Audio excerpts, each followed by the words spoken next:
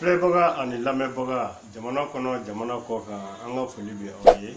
An bɛ fɔlɔ ka seli Alakira Muhamadu kan n'a somɔgɔw kan ani mɔgɔ minnu tugur'u la fo ka taa se diɲɛ wuli ma. An ka foli bɛ nin bɛɛ lajɛlen ye. O kɔfɛ an bɛ Ala tanu k'a barikada. Ala min sɔnna k'an kanu k'an kunna ja ka sababuya ɲuman kɛ Sherifu Usmani Madani Hayidara a n'a ka denbaya, an ka foli b'u ye. Sijan ni kɛnɛ labanko ɲuman Ala k'o di Hayidara n'a ka denbaya ma. O kɔfɛ an bɛ foli ɲɛsin Ansaru cɛman a n'a musoman, denmisɛn ani mɔgɔkɔrɔba ani kanuɲɔgɔn bɛɛ lajɛlen ma Mali kɔnɔ Mali kɔ kan. An ka bi video thème damadɔ de b'an bolo. An b'a fɛ ka bɔ ka foli dakuruɲɛ kelen kɛ an karamɔgɔ Alhaji Alasani Sangare Ivoirien fɛ yen. O kɔfɛ ka foli ɲɛsin Zigiri Solo Jara ma, ni bɛɛ k'a ma Zigiri Solo, Hayidara ka Solo. Nin thème damadɔ de b'an bolo. O kɔfɛ an ye maa tilancɛni dɔw ka kɔrɔfɔ dɔw lamɛn, yɛlɛko don quoi. O hinɛ bɛ an na kosɛbɛ, k'a masɔrɔ u ka kow cogoyaw ye. Barika Ala ye, Ala kɔni ye anw lafiya kosɛbɛ. Maintenant an bɛ don an ka kɔrɔfɔ kɔnɔ. An bɛ Laji Sangare fo ka waleɲuman dɔn sanga ani waati bɛɛ lajɛlen de la. Denmisɛnnin dɔnnitigi, denmisɛnnin hakilitigi, denmisɛnnin faamutigi, denmisɛnnin basigilen, Alhaji Ahmed Tijani Sangare ka bɔ Côte d'Ivoire. An b'a fɔ k'a waleɲuman dɔn kosɛbɛ. Maa tilancɛni ninnu na mɔgɔ minnu bolo k'olu de tilala kalan na walima k'olu tilala surakakan mɛnni n'a faamu na, olu mana bɔ ka dɔ kurutu k'u fara ɲɔgɔn kan. Layi Sangare bɛ b'u kama ko a ye nin fɔ cogo min na aw filila, a ye na walanda minɛ n bolo, aw karamɔgɔkɛ de ye ne ye. Ne hakili la a bɔra k'o de dɔ kɛ ka kɛ ni dimanche le 27 novembre 2020. O tuma an bɛ Laji fo k'a waleɲuman dɔn. O kɔfɛ maa tilancɛni ninnu ka kɔrɔfɔw an ye dɔ de mɛn a la ko Zigiri Solo, ayiwa ko o bɛ kɔnsɛriw kɛ, ko a donna tan a bɔra tan. An tɛna kuma o la, a bɛ Solo sɔrɔ an ɲɛ. Ne hakili la Solo ni aw a tɛ ɲɔgɔn madina ye. Ka foli kɛ Zigiri Solo la a n'a baarakɛɲɔgɔn bɛɛ lajɛlen la ani diɲɛ Zigiri dala bɛɛ la kɛrɛnkɛrɛnnenya la Ansaru kɔnɔ, an ka foli b'u ye. K'u cɛsiri ko baara ka ɲi. I mana ye mɔgɔw ɲɛ tɛ se ka tɛmɛla kɛ, i bɛ yen de quoi. N'o tɛ dɔw donnen tɛ yɛrɛ, a donnen tɛ ko dɔw bɛ yen yɛrɛ, mais i mana ye k'a fɔ ko a dɔnna ko i bɛ yen, c'est qu'il fait, i bɛ ka fɛn dɔ de kɛ. O tuma an b'a fɔ Zigiri dɔlaw ye k'u cɛsiri. O kɔfɛ an y'an dɔgɔkɛ ka kuma mɛn kosɛbɛ. Maa tilancɛni ninnu kɛ, minnu bɛ bɔ ho-ha-ho-kan na an dɔgɔninw tɛ wa? U kumana dɔɔni ko a donna tan a bɔra tan, mawuludu de ka bɔ an bolo. An ko seli tɛ bɛn, a donna tan a bɔra tan. Cɛ ma kɛ hasidiya ye, i t'i ɲɛmajɔ i ka kuma. Bangoni Jɛnginɛbugu misiri e y'o jɔ wa? A jɔra mun kama? Seli. Et puis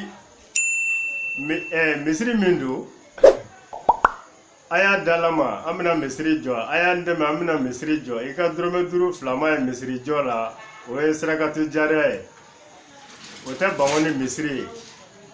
O jɔra miliyari 1 ani kɔ. Seli de bɛ k'a kɔnɔ quoi. N y'a dɔn e ma se k'o ɲɔgɔnna jɔ fɔlɔ. O to yen, komi a ka kuma basé bɛ Ansaru de kan, taa Burukinakaw fɛ yen. E ma image ye net kan, n'i mago b'a la i b'a fɔ an ye, an b'a yirila. Burukinakaw Ansaru ni kanuɲɔgɔn ye misiri min jɔ seli kama, an ɲininka an b'a image las'i ma. O to yen, taa Gabon, e m'o image fɛnɛ ye net kan, n'i mago b'a la i b'a ɲininka an bɛna yirila. Misiriw de don. Anw de ye kira labato a ka fɛn bɛɛ lajɛlen de la. Kira min ko a ye seli, o kira kelen de ko a ye baya kɛ. Kira min ko a ye sun, o kira kelen de ko a ye baya kɛ. Kira min ko a ye hiji, o kira kelen de ko a ye baya kɛ. Kira min ko a ye jaga bɔ, o kira kelen de ko a ye baya kɛ. Mais nin ye kabako ye dɛ. E bɛ se ka i ka choix kɛ Ala n'a ka kira ka kuma la, ka tila ka n'i sigi nako kan na ko e bɛ ka kuma silamɛ diinɛ tɔgɔ la. I tɛ maloya hali kumatɔ.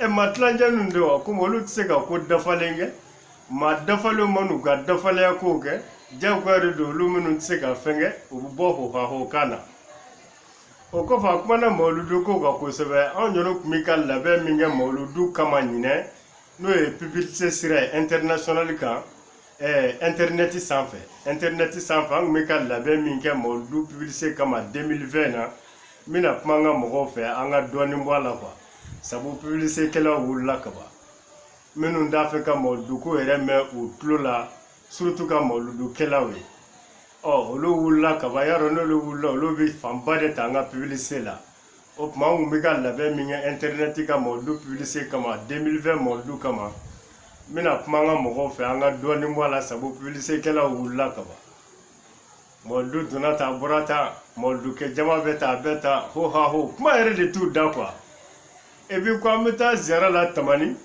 k'o de ka bon an ma ni fɛn bɛɛ ye a de ye kabako ye dɛ an bɛ taa tamani dɛ walayi an bɛ taa tamani a barika ala ye tamani ka di dɛ hɛrɛ bɛɛ bɛ tamani de c'est vrai an bɛ taa tamani ko jama bɛ tan a bɛ tan a bɛ tan mais ɲinɛ ziyara la an kun y'a lajɛ n ko an bɛ se ka ɲɛfɔli dɔɔni kɛ internet bolo ma tamani ta kan cogo o cogo an ka gidi ko nɔ an k'a to ten ni maa 2-3 min sera ka taa an bɛ taa an ka dugawu kɛ k'an ka haminanko yira ka segin ka na mais i b'a dɔn mɔgɔ joli taara maa ma wele dɛ maa 70,000 ani kɔ maa 70,000 ko tɛ dɛ maa 70,000 ani kɔ olu de taara maa ma wele fɛn ma fɔ mɔgɔ ye maa 70,000 ani kɔ tamani ɲinɛ 2020 ziyara la komi ala de kira ala ka hinɛ la a bɛ dugawu k'u ye sabu ni hasidiya ye adamaden dusukun sɔrɔ ne ma fɔ i k'i yɛrɛ faga mais da la i ka ɲɛnɛmaya banna quoi i ka ɲɛnɛmaya banna de pewu hasidiya n'a ye mɔgɔninfin dusukun sɔrɔ i ka ɲɛnɛmaya banna de pewu an bɛ dugawu k'u ye hali bi ala ka sijan di an n'u ma ala ko anw ka balo olu ko k'anw kana balo n'a bɛ to ala ta la ou bien a bɛ to maa tilancɛnin ninnu ta la an tɛna sigi k'o layɛ an bɛ kɔrɔfɔ kun cɛ ni ansaruw ye k'u fo k'u waleɲuman dɔn cɛsiri min bɛ ansaruw la diɲɛ dugukolo sanfɛ u k'u cɛsiri k'u jija u kana ɲinɛ sangasi ka dugawu kɛ karamɔgɔ ye a n'a ka denbaya u y'o min ɲini an fɛ sijan ani kɛnɛya ni labanko ɲuman ala k'o kɔɲɛ kalifa karamɔgɔ la a n'a ka denbaya la anw minnu y'o kanu ansari fara kan ɲɔgɔn kan yarabi ala k'an dɛmɛ k'an zanga kanu kɔrɔ hali bi k'an ka kanu kurakuraya de ka taa Sherif Usman Madani Hayidara a n'a ka denbaya ma maa tilancɛninw aw n'aw wolo sɛgɛn kɔnɔ ka balo sɛgɛn kɔnɔ ka tila ka taa sa ka taa don jahanama kɔnɔ mais an ma se mɔgɔ ma an tɛna se mɔgɔ ma an tɛ ɲɔgɔn ye sira la a donna ta bɔra ta min mana wuli ansaru n'u ka karamɔgɔkɛ ka don o y'a bɔ ta finmɛ ta jɛmɛ ta komi mɔgɔ wɛrɛ tɛ diɲɛ kɔnɔ ni ansaru n'u ka karamɔgɔkɛ tɛ ka ban o la an mana fɛn fɛn fɔ a bɛnnen don an ma sabu an b'an yɛrɛ dɔn o wala depuis ala ye diɲɛ da a bɛ tan de fɛnkɛla o de sɛgɛnnen don kosɛbɛ fɛnkɛbali de ko k'a ɲɛ tɛ da fɛnkɛla kan mais ni dusu b'i la ansaru n'u karamɔgɔ ye fɛn min kɛ i yɛrɛ tɛ dɔ kɛ mais e tɛ se ka fɛn kɛ u tɛ se o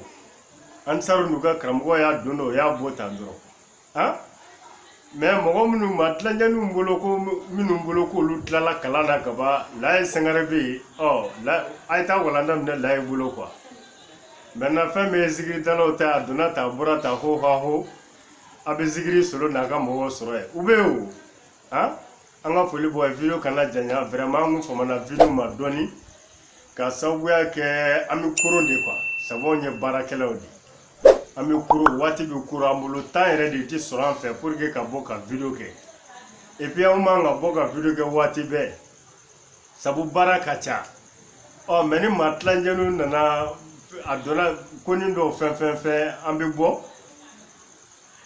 ka kuma an ka mɔgɔw fɛ wala nin tɛ kura kelen de tun b'an bolo an k'an bɛn diɲɛ waati wɛrɛ mawuludu ni ziyara ala ka yira na hɛrɛ la ziyara min bɛ kɛ don ɲuman na ani 2020 mawuludu a surunyana ka ban an bɛ naba bɛɛ lajɛlen kɔɲɛ kalifa ala la ala kana n'o ɲuman ye ka n'an yɛrɛ ɲuman sɔrɔ ka baara in daminɛ hɛrɛ la ka kuncɛ hɛrɛ la ka san caman jira n'an ka jɛ k'a labɛn o sɛbɛn ala ye ala k'o latigi an kan hami minnu bɛ an na ala k'a d'a ma ala k'a nɔgɔya an ye an bɛ sira tɔɔrɔ ni degun ni gɛlɛya minnu ye ala k'a don an n'o cɛ an faso mali ala k'a suma ala k'a basigi n'ala kira hɔrɔma ye sɔli ala muhamɛd